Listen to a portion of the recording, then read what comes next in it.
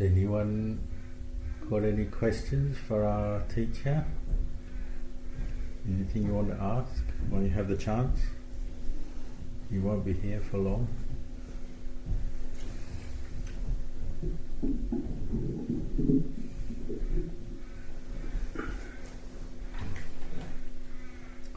Simon? I'm thinking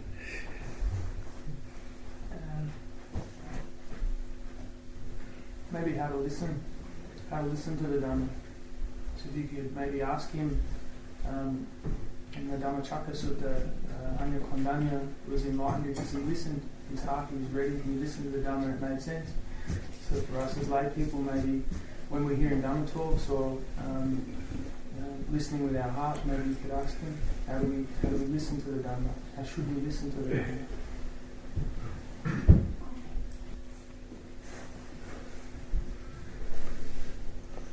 In the case of Venerable Annya Kondannya, he was already well prepared to receive the Dhamma. He was an experienced practitioner in many areas. He'd been practicing meditation and different techniques already, and his education was complete in the education system of the day in India. He had completed that as a Brahmin. He's educated in different aspects of the Brahmin civilization, religion, medicine, astrology, all those things. He'd done that.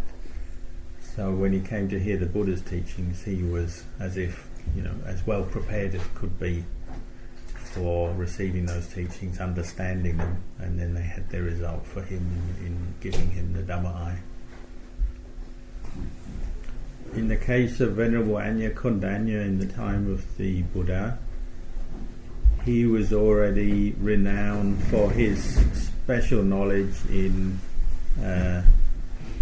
particularly things like astrology, and one of the knowledges that holy men like himself would have is the ability to determine the Mahapurisa Laksana, the characteristics of a great person, physical characteristics which they would use to determine a new baby, what kind of life they would lead and what kind of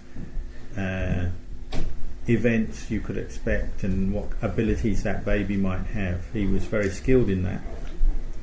So the king Suddhodana, the newly born Lord Buddha as a baby, the Bodhisattva, when he was born, his father, King Suddhodana, had offered a great meal to many of these Brahmins who were skilled in determining these Mahapurisa characteristics.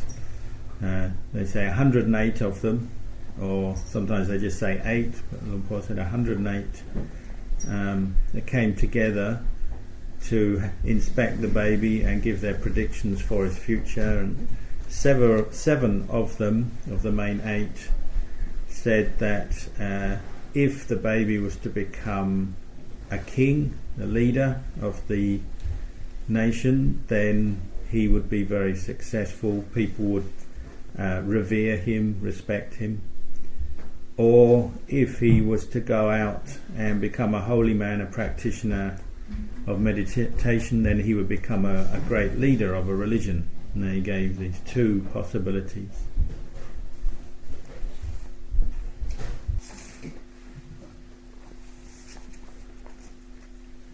So today is the 12th of February, the 9th day in the lunar cycle of the waxing moon, and we're in the 3rd month of the Buddhist lunar calendar. So in this month we have, in another week, the full moon day known as Magha Puja. It's the month, the full moon days in this month is when we celebrate and recollect Chaturanga Sanibhata. It's when a large gathering of bhikkhus, monks in the time of the Buddha, came together at the Weluwana monastery, the first monastery created in the Buddhist religion in India, they came together without any prior arrangement. All of these monks who came together on that occasion, they were of pure mind, without kilesa, without craving, without any unwholesome states of mind. In other words, they were all what we call arahants, practitioners, monks who had practiced and reached this state where their minds were totally pure, free from kilesa, free from craving, free from the enemies of the Dhamma. There were 1,250 of them that gathered on that occasion, and it was a cause for the Lord Buddha to give very famous teaching on that occasion. Teaching, giving us guidelines how to live in a way that is useful and beneficial both for ourselves and society. The Pali, the words that the Buddha used, Sabba papasa akaranang kusala sukha sampata sachita pariyotapanang, meaning refrain from evil, do good, purify your mind. A very simple direction of how to practice. Refrain from evil means to refrain from all forms of evil, unwholesome actions with body, speech and mind. Do good means learning to bring goodness to perfection or completion in your practice.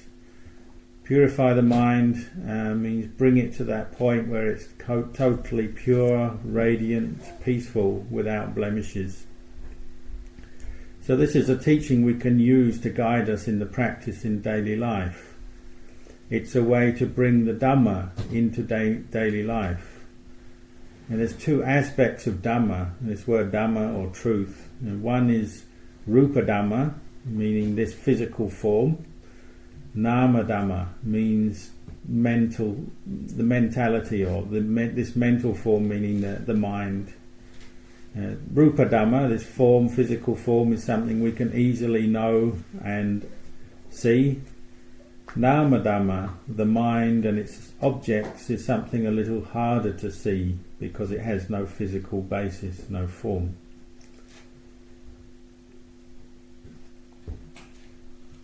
Another way we divide up the Dhamma is to say that there is that Dhamma which is good, that is beneficial and for our happiness and for the harmlessness.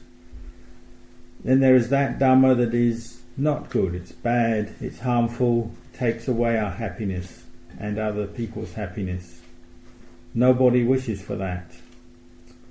The practice of the Dhamma is involved in this way with what we call karma, bodily karma, verbal karma, mental karma. Karma refers to action, and it can be of these two kinds, good and bad. It can be very positive, beneficial. An example of this might be the good karma of looking after one's parents, supporting them, helping them, nursing them when they're sick. And that would be a good example of wholesome or good karma. It is a reflection of the inner positive states of mind of having respect, reverence and gratitude for the goodness of our parents, having received so much from them. If our mood is unwholesome or negative, you could say the mind is in a blemished state, and this is what leads to unwholesome or negative karma, akusala karma. This is the kind of action that brings us suffering, other people suffering, brings us harm, danger, and has very destructive effects. So a good example of this might be anger. When we behave with a mind of anger, it affects ourselves and others in negative ways. We don't feel good, we don't feel happy. Any way that we express that anger through body or speech leads to a reaction. We in ourselves react, and then others around us react, generally in a negative way, so it tends to create arguments, conflicts and so on. So developing wholesome actions, or kusala karma, is a way to develop virtue and goodness and doesn't lead to any harm to oneself or others. Unwholesome karma, negative karma, is always creating suffering, creates suffering for oneself and others, and creates enemies with other people.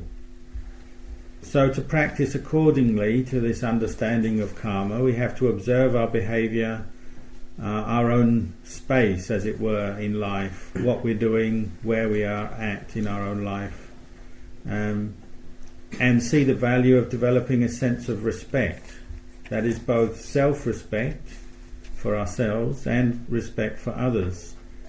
This results in developing a sense of harmony within society and with our relationships with other people, as opposed to division.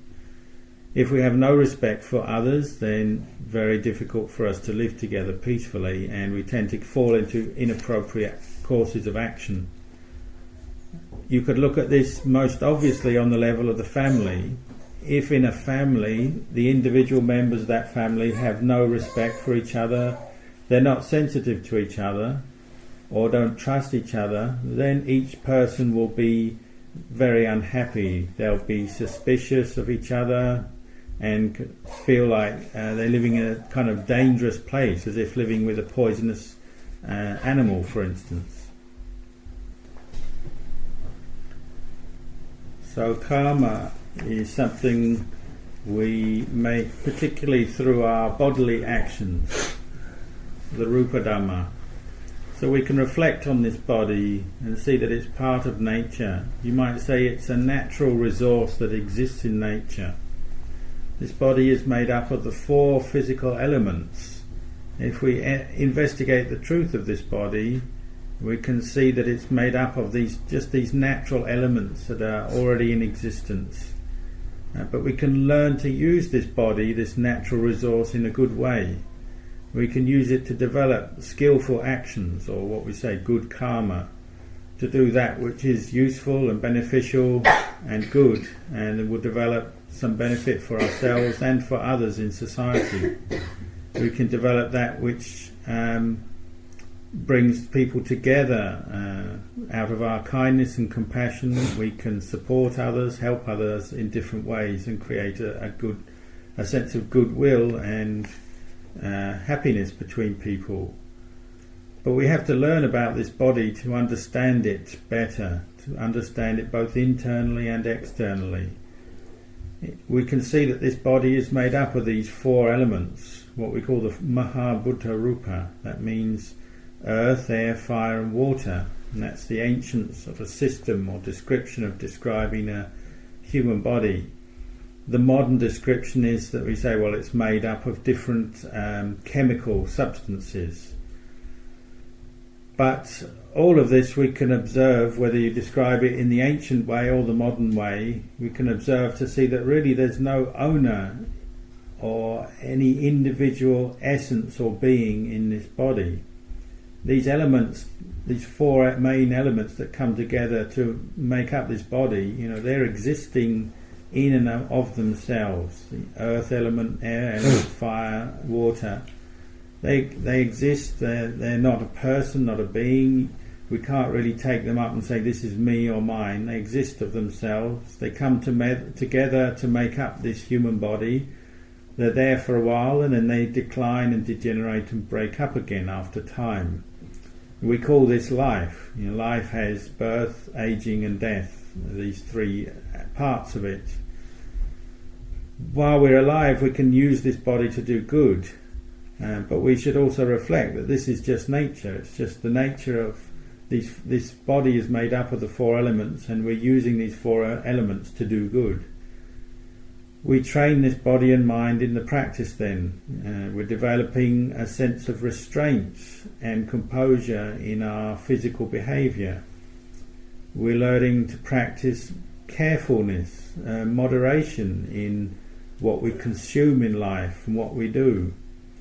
So for instance, the other day I was in Sydney. Somebody came along and offered me some medicine. They said, this is a very good medicine for reducing cholesterol in the bloodstream, in blood vessels. So I asked, well, what is cholesterol? It's actually an energy source for the body. You said this medicine is for reducing the level of cholesterol, but another way you might deal with this is just to be more careful what you eat. You don't have to accumulate so much or an excess of cholesterol or other fatty substances if you're careful with your diet and what you eat. This is a big issue in our society today, because you could say maybe we're out of touch with our bodies. We're not very observant or careful with our bodies, how we look after them, what we do with them, what we consume and so on. And so we have a lot of health problems related to this issue. Perhaps we eat too much food with too many fats and our cholesterol level goes up, or we get other chemical imbalances in our diet. We can accumulate fats in our intestines, in the veins and arteries of the blood system and so on. These days we're often eating foodstuffs that we didn't actually prepare or manufacture or cook ourselves. We eat out a lot. Or if we eat in, we're eating food that was already pre-prepared, pre-packaged elsewhere. So we're not always sure what we're eating, what is the right balance, the right amount and so on. And often it's very easy for us to accumulate an imbalance of fats and salts and oils and so on in our bodies. You think about it, where does this all accumulate? It accumulates in our digestive system, particularly in our intestines. The intestine is about 30 foot long for a man or 40 foot long for a woman. The things we eat go into our stomach and then are digested and absorbed through the intestines. If there's too much fat or other things in the food, well, that's where it'll be absorbed and stored, and it can affect our health. Similarly with the levels of sugar we eat in our diets. Often we're not really aware of how much sugar we're consuming, and over time that can lead to an imbalance in the body, in the blood level, sugar level, and then we get problems such as diabetes and so on. So we should take time to really consider this body and all these different aspects, how we use it, how we relate to the world around us, how we look after it and so on. This body is made up of these four natural elements. In the end, it's not something we can say is a self, a me or mine, a being that exists in and of itself. You could compare this to, say, the place where you live or you work. You might live on a piece of land, a piece of property, or you work in a certain building or on a certain property in the town or city. You use that place for a certain period of time, and then eventually you'll go away from that place. You don't say this place is me, it's mine, and just expect to be there indefinitely, or say that it's a part of you. It's just a place that you make use of for a while, and eventually you'll move on from that place.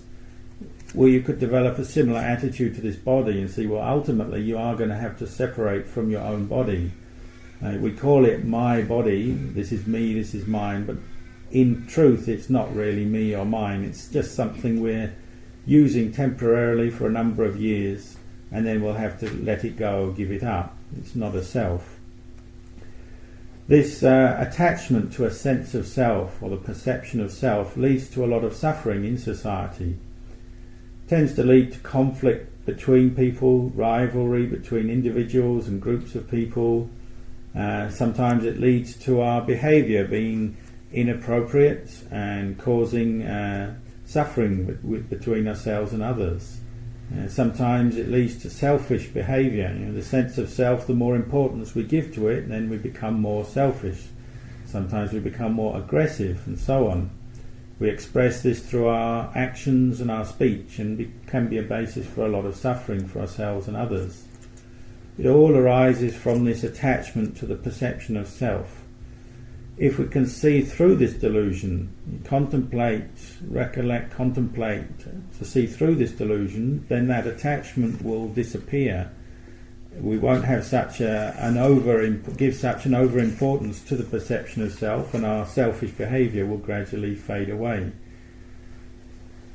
You can see how we come into contact with this with our experience of what we call the 8 worldly dhammas, that is, the experiences of gain, loss, praise, blame, status, loss of status, and then happiness and suffering.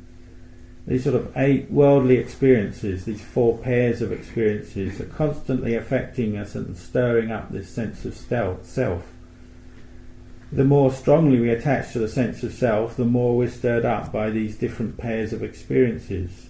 Say, for instance, the words of other people. If we have a strong sense of self, we'll attach great importance to their words of praise or their words of blame.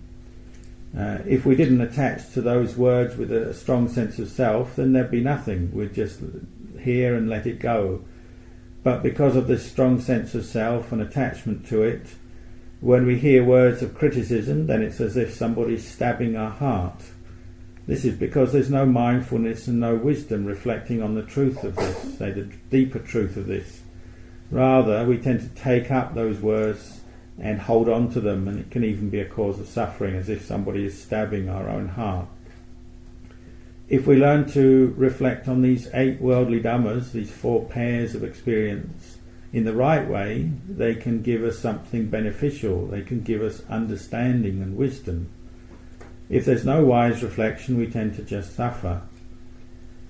It's a bit like something like fire. Fire can be a very useful thing that we can use. We can harness the energy of fire. It can give us brightness, it can give us heat and energy in different ways. Or if we don't understand it, we don't learn how to use it properly, well, it can just be a cause of suffering, destruction. It can burn us and harm us, and so on. So the Lord Buddha taught us to develop a firm mood, a stable mind, and train ourselves to wisely reflect on things. He said, develop a mind that has patience, khanti. Patience is one of those qualities, it's a very mature quality that makes one's behaviour very beautiful and pleasing.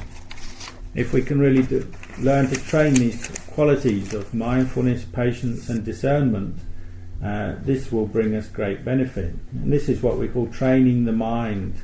The other part of the Dhamma, we've been talking about training the body, Rupa Dhamma, this is training the mind, Nama Dhamma. So Rupa Dhamma, we know very well, it's this body, this person who's 5 or 6 feet tall, half a foot wide. Nama Dhamma is harder to know. It's the mental feelings, the mental experiences that we have of suffering and happiness, the mental activity of this mind, all the moods of attraction and aversion, liking and disliking.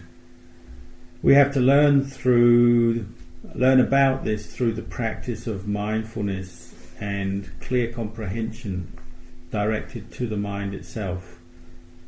We learn through the practice of mindfulness to see our own moods as they arise and pass away in this mind. We see how it is the nature of our mind to let its moods, the objects of the mind, cover over the mind and even oppress it. We get oppressed by liking things and disliking, these constant reactions and moods that we fall into, as if we're enslaved by them. Or another way you could look at it is that we're as if still very childish in our nature, is that we're constantly falling into reactions of liking this, disliking that, and we suffer accordingly. The Lord Buddha taught his first disciple, Annya Kondannya, to establish mindfulness and let go of attachment to these mental conditions of liking and disliking. We attach to all these moods because of our ignorance. We don't see the truth and we don't see the harm that comes through attachment. If we keep reflecting on this, though, we can see that to keep attaching to all these different conditions of mind, we'll just keep falling into delusion over and over again. We'll keep suffering over and over again. Every time a mood takes over the mind, whether it's a mood of liking something or disliking, the mind falls into dukkha. It's the cause of dukkha, and the mind will accordingly suffer. In the end, there's just suffering arising and passing away, meaning these conditions of mind, these states of mind, they just arise and pass away, bringing the suffering all the time. But if we establish mindfulness and we don't lose our mindfulness, then we have a chance to transcend these conditions of mind. We have a chance to free ourselves from attachment. It's actually possible for the mind that is trained in mindfulness and clear comprehension to separate from the objects of the mind, these mental conditions and different moods. Whenever liking arises, we don't encourage it. Whenever disliking arises, we don't encourage it, we don't indulge it. We don't let the mind fall into wrong views on this, unwise reflections on this, and let them take over the mind. We develop wise reflection through the development of mindfulness and clear comprehension. We learn to reflect on the world and the conditions of the world so that they don't delude us, so that we don't fall into negative and unwholesome reactions and moods. If we don't do this, then our moods are constantly taking over the mind. But once we start to separate the mind from its moods, then the mind starts to feel free, purified and clean. Once right view arises, then it's like a bright radiant light shining through into the mind and showing us the truth. This comes through the practice of mindfulness, clear comprehension and the development of wise reflection on our mental experience. One who does their duty well in this respect, with care and attention, will come to understand the nature of all nama dhamma, or this very mind. They'll be able to let go of the ignorance and attachment that causes them suffering. They'll be able to bring their mind to peace and happiness inside. They'll be able to understand that all these mental conditions, this mental activity, is in effect just part of nature. It arises and passes away in and of itself in nature, without any self or being involved with it. It's probably enough for today. Paul's talked for quite a long time.